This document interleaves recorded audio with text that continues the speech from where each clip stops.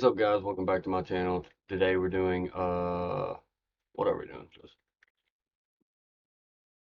Why You Never Poke Larry Bird, a trash talk story told by NBA legends. So this is a good one. Always love his trash talking stories. He's probably the GOAT in trash talking, like, period. All the stuff I've heard so far. I don't think I've seen this one yet or posted it yet. So if I have, I'm sorry. I don't think I have. But anyway, let's just get into it.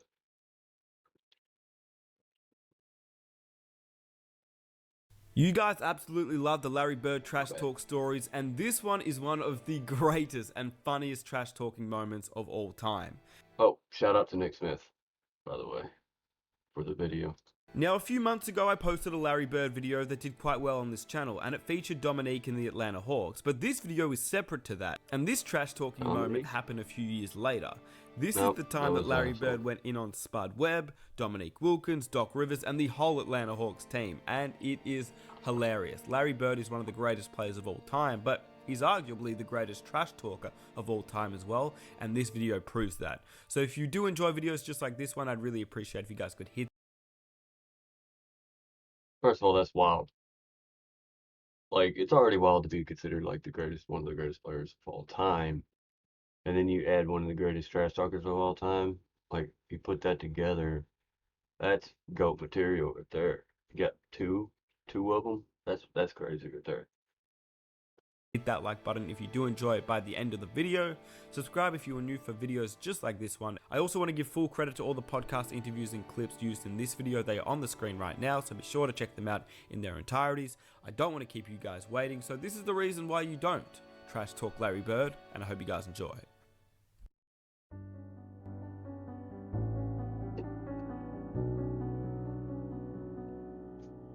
You guys played the Celtics, Big Three, in the playoffs, '88. What were those matchups like? They're brutal. We were trying to go at each other's throat. It was unbelievable. I mean, game 7. This is the Hawks, right? That's what they're talking about right now?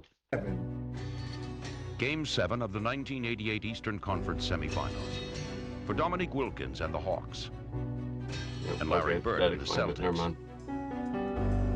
It was a time to test their championship resolve. For 3 quarters, the teams fought to a standstill. Kevin McHale, let's go. But it was only a prelude to what was to come. As the final quarter began, a grueling personal contest of can you top this was about to begin. Nice shot.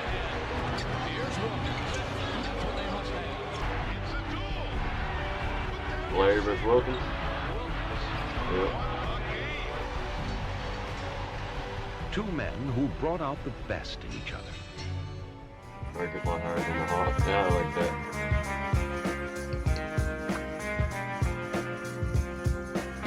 After playing contract, not too ready.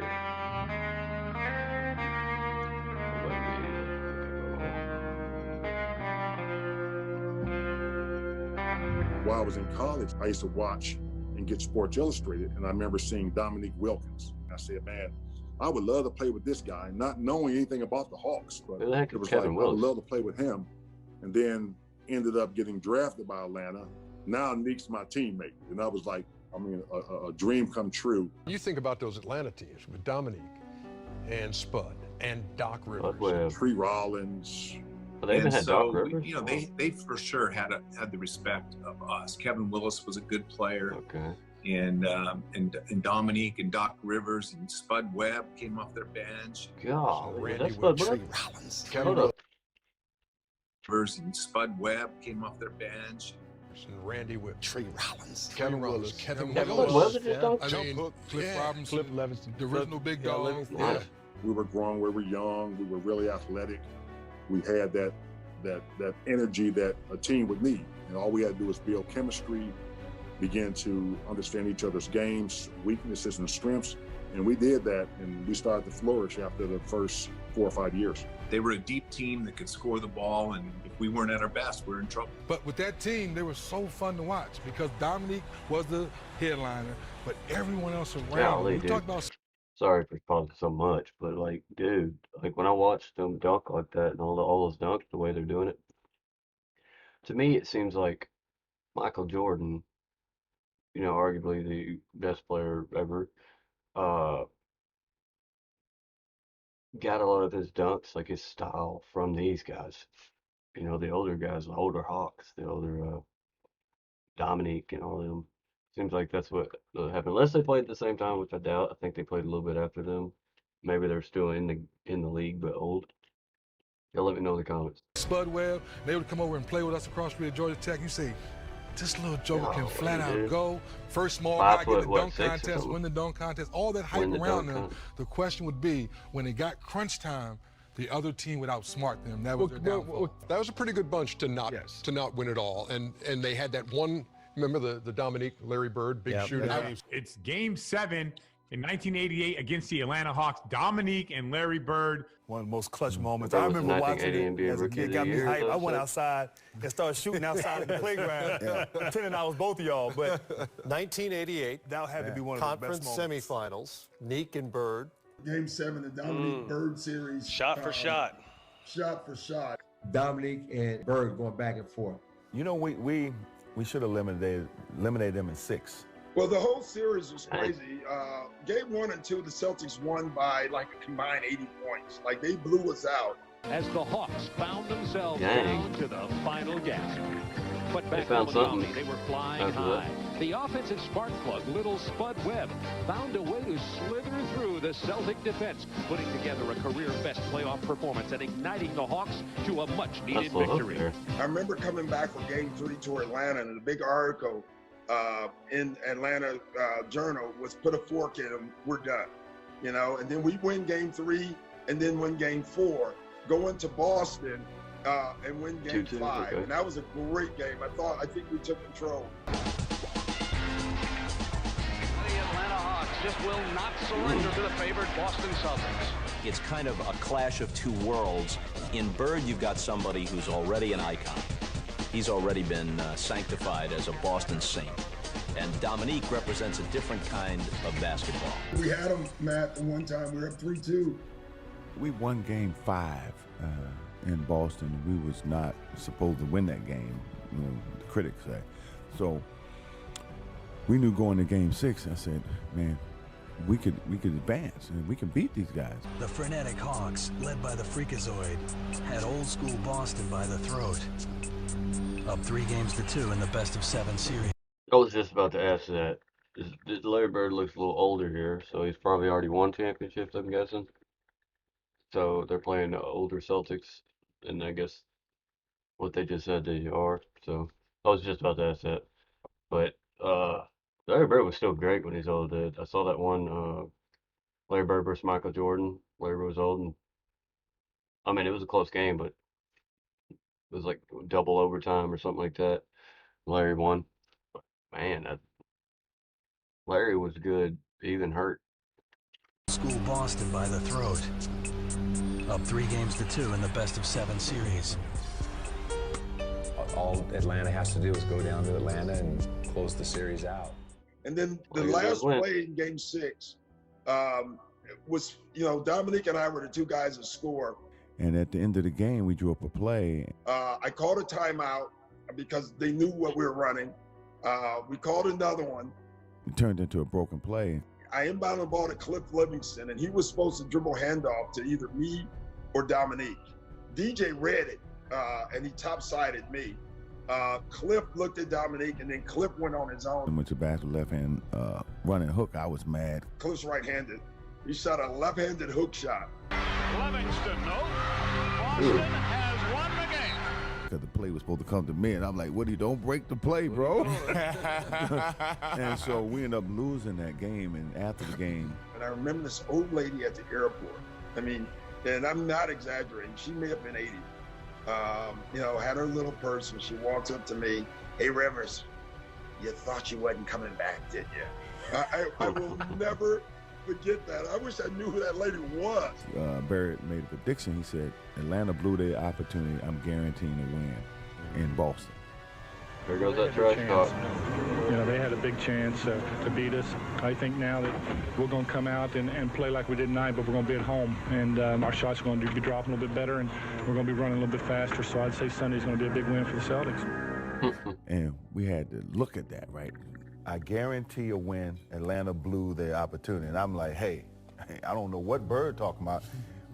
We have a great opportunity. We going in there, we gonna kick their butt. We coming to win. I don't care what he said. We get to Boston, and we walk out of the locker room, and I stopped. I said, we gonna win this bleep game. I said, if you ain't ready to fight, you ain't ready to go to war. If you guys ain't ready to fight, you ain't ready to go to war, don't even come out in the court. Don't come out here. I said, whoever guarding me tonight gonna have a long night. Unfortunately, Bird was saying the same thing in the other locker room, to his teammates. So it set up for one of the greatest shootouts ever in the seventh game. And I remember Larry Bird, he passed by our locker room. He's like, there's nobody in here can guard me. But he was just playing though, yeah, because he was friends. I remember before this big game against Dominique, that Larry was out shooting, and I was out shooting early at one end of the court. Larry was down at the other end, and I noticed that Larry was down there like shooting left-handed jump hooks from like 12, 15 feet. Now, he made left-handed shots, but I saw him shooting right-handed jump hooks from 12 or 15 feet. And I went down there and go like, what are you doing? He goes, that's awesome. My Achilles tendons are killing me. My step back it won't work tonight. I need that jump hook. And he made something that game. I mean, it's just unbelievable. That just tells you his confidence and tells you what kind of a player he was, just to have a game plan of what shots he was going to make that night. So it set up for one of the greatest shootouts ever in the seventh game. Despite Bird's Dude, that's awesome, man. He knows that he can't do the jump shot or the step back very well, so he's just not going to use it as much. And so he implemented something else. So he started practicing something else to beat them in that game, and that's pretty cool. Like, that is high level GOAT status stuff right there, because most people wouldn't even do that. They would still try even though they're hurt, or well, nowadays if they're hurt they would sit out for like 6 months. Like, they would roll their ankle and just be like, oh, I'm out. And they're like, you're like, what? Back in the day, they roll their ankle, they're still on the court. That don't make any sense. I mean, ankles heal. All right.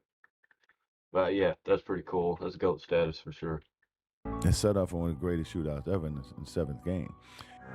Despite Bird's brash words, the Hawks seemed unintimidated. And it would quickly become apparent that if Larry was to make good on his prediction, he would have to contend with a high-flying Dominique Wilkins, who would simply play the game of his life. Golly. Shingo Donald's all set, and the tip goes to Boston. We came into Game 7 with the right mindset, believing that we would have a chance to win Game 7. You know, it was one of those Sundays in the Boston Garden, hot, crowd crazy. They expected they were going to win. I don't think they expected to have a tussle like they had in that game. Game 7 would go down as one of the greatest games in NBA history. Like Dominic was an unstoppable player. No guy could guard him in the league man for man. Sounds like you Michael. could see his competitiveness. You could see his determination in that Game 7. There was only...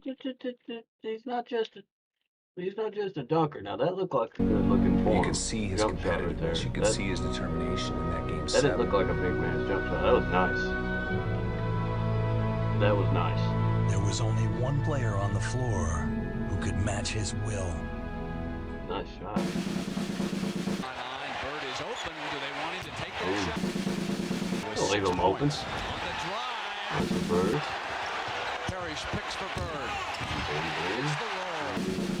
Shooting hand wide open. Golly. Bird with a very difficult angle gets it to fall.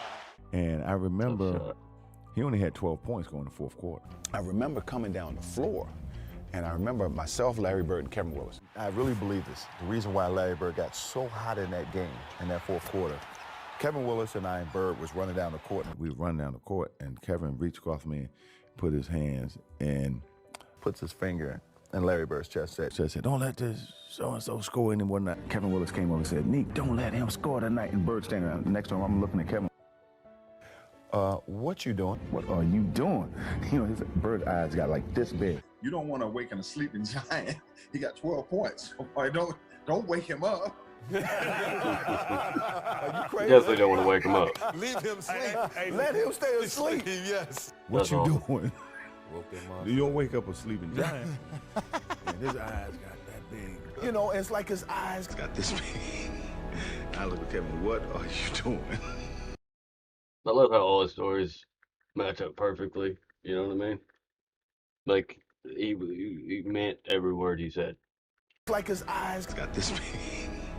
I look at Kevin, what are you doing? I mean, he's focused. Look at that. And from that point, it was a shooting match. That fourth quarter was unbelievable. On the drive, Bird with a reverse wraparound. Wilkins from the perimeter. That's running the offense. Focus is good. To take that shot. 3-on-1. Larry was torturing him. Dominique was torturing me on when he had the ball. So is Dominic guarding Larry? Maybe the best fourth quarter as far as mano of all time. Yeah. I think that's Dominic. I don't know. Yep. I guess Wilkins. Wonder why Larry didn't guard him. Offensively, I got to carry the load now. I got to keep us going. And I remember sitting down before the fourth quarter, and I'm watching the game. And I remember they took me out for a blow, and Kevin and Cliff Livingston came in the game, and he got hot. And I remember Coach said, all right, Nick, go in there and slow him down. I said, slow him down. He hot now. Forget that. That's the only thing I can do is try to match him bucket for bucket. That's what turned out one of the greatest fourth quarters ever. So we're playing, the ball goes up. You know how you clear space, you get that rebound every day. You're not even worried about it because I push it and I go up to get it. And all of a sudden, man, there's just a force all over my shoulder. He grabs it, he dunks it. You know those short shorts? They were right here. And I tell you right now, I mean, he threw that thing down and I was like, oh my, and Larry has the classic line. Larry goes, shoot, I better box that guy out, huh, Kev? I said, yeah, I suggest you put a body on him. That was one of the craziest things ever. I'd never seen a guy that high in my life. He just threw it down. Short shorts right here, huh, kid? Right here, baby. That was not, I still have nightmares about that, Smitty. Obviously. You had 47 in I that would game. too. Larry Bird had 34, but 20 of those. In that quarter, but like I said, I think he ended up with 34 for the game. And the duel continues. I don't think it was so much edge they had.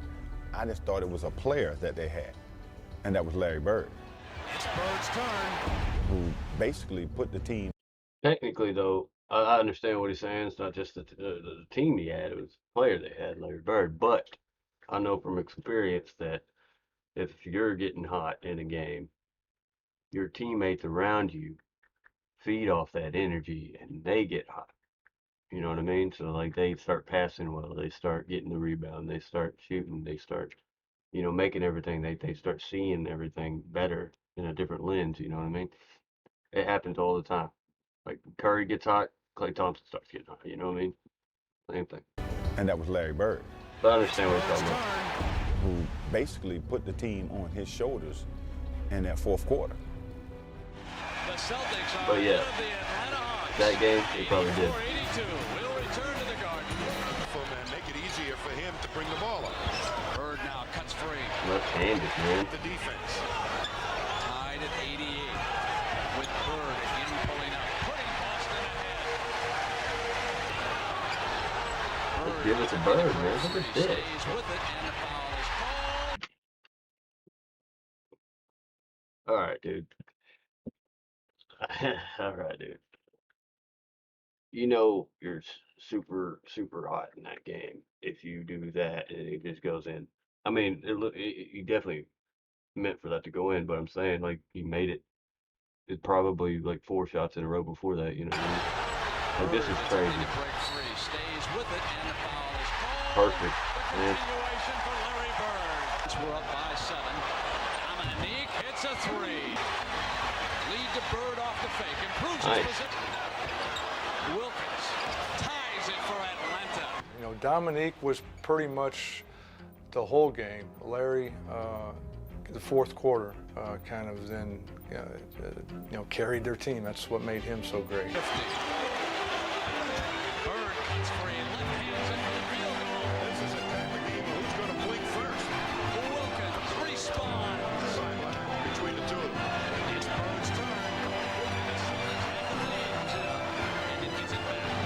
Oh, easy. Nice shot. Bird snaps free. Comes up with a shot. The Celtics lead. Seems on top defensively. That's a tough shot. Double team. Larry Bird out. 34 minutes.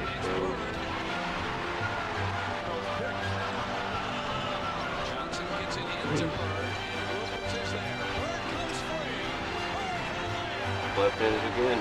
So yeah, he's killing me. We began the broadcast by telling you about Larry Bird, who following the Game 6 victory by the Celtics in Atlanta, guaranteed. They might as well forget it. They've got no chance. They had a chance to beat us, and we all knew it. Knew it. We lost at mid-vacation tomorrow. Yeah. Yep. We needed to win that one. Losing number 6. Larry Bird started the game slowly, but here in the fourth period, he has shown you why he's a future Hall of Famer. 20 points this quarter. He is 9 of 10 in this Not over the period. guy's He has fingertips, hit his too. last 6 field goals, and as far as Larry Bird is concerned, it's Detroit. Here we come. You know, get the ball to Larry and let him make the read, because if they come double, he's going to make the right play. And the game wasn't that complicated for him, and he made some tough shots. Like I said, some left-handed running hooks, and you know, and again, he wasn't feeling great at that time of the year, at that moment, and to watch him just gut it out and just to will his body to even finish that game, let alone score 20 in the fourth quarter of a Game 7 is 20 in the fourth quarter is pretty good. That is Larry tough. Bird that Think night about if you hit 40. was- Think about if you hit 20 per quarter. I mean, geez, you know, 80 points. You know what I mean? Be like Kobe. is mind-boggling to me. Larry Bird that night was, listen, he was unbelievable, and he was so clutch. Meek was just as clutch that night. It's just that Larry in the fourth quarter was unstoppable. So clutch is not just the final 3 or 4 seconds of the game. And the thing is, we were sending everybody at him to slow him down. He was so hot that I think one of the shots he hit was a left-handed 3. That's when you know a guy is in the zone. Bird attempting to break free, stays with it, and the foul is called. The continuation from Larry Bird. Left-handed 3 is tough. That's tough. Because they knew who was going to get the ball. It's like Robert Parrish always said, 40,000 eyes on Larry Bird because they knew he was going to get the ball. And we knew it, our opponents knew it, now it's just up to them to stop it. Yep. It's Bird. The Boston Celtics will win this series. Man, he was doing a little bit of everything. I don't know really what he was doing in that fourth quarter, but the stuff that he was doing, it was unbelievable, man. I mean, he was throwing left-hand shots, running hooks. His game was at another level. We was trying to match each other's will. 20 of his 34 in the fourth quarter. Dominique had... Yeah, Larry Bird hit more clutch shots, you know, in pressure situations than any player. And told you about each and every one, right? You talked about Larry Bird saying someone's got to lose this game. When did he say that to you? Early in the fourth or late in the fourth? No, it was late in the fourth quarter.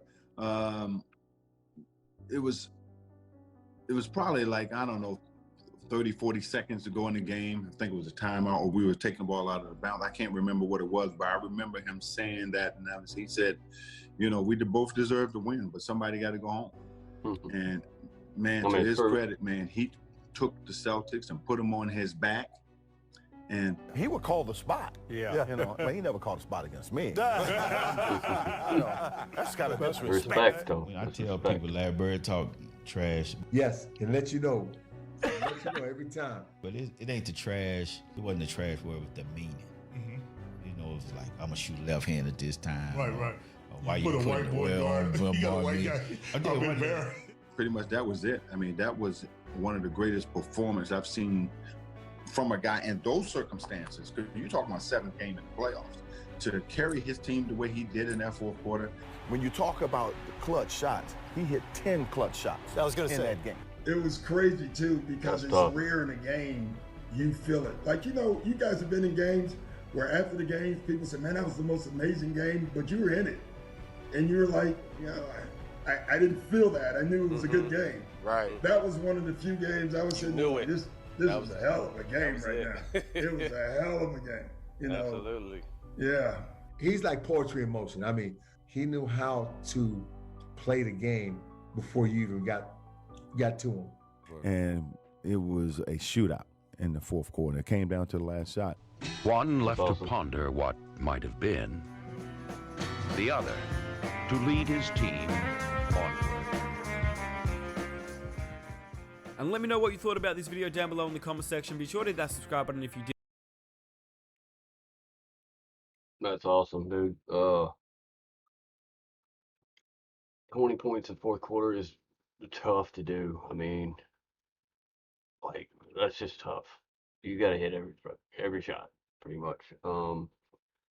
I love the fact that they both were going at it because, like, when one person is going crazy, right? It gives you the fuel that you need, to go crazy too. It kind of like you feed off that, unless he's just trashing you so hard that you get in your feelings or something like nowadays. But like then it's more about respect. You respect what they're doing to you, so I'm going to do it back. Nowadays you do that to someone, they just get their butt hurt. You know what I mean? Like they start getting in their feelings and like making all excuses and all this crap. And they already get in their head, so they can't play. You know what I mean? You start thinking that stuff, you can't play. Just think about what he's doing to you, do it back. You have a mutual respect for each other and stuff like that. So I love all that. That's pretty dope. Um, Larry Bird's a great player, probably one of the greatest of all time, greatest trash talker of all time, probably. I love all these Larry Bird videos. I'm gonna start doing more. Probably I haven't done LeBron, and I know, I've always said that I don't really like him that much, but I'm still gonna pay my respects to his ability and all that stuff. Unbiased opinion, pretty much. So, yeah. So let me know what y'all thought of the video. Let me know more videos to react to. Thank you for 900 something subscribers. That's awesome. If y'all haven't subscribed already, please like and subscribe. It'll help out a lot. I want to get to that 1,000, so that'd be awesome. Anyway, thank you guys. I appreciate it, and I'm out.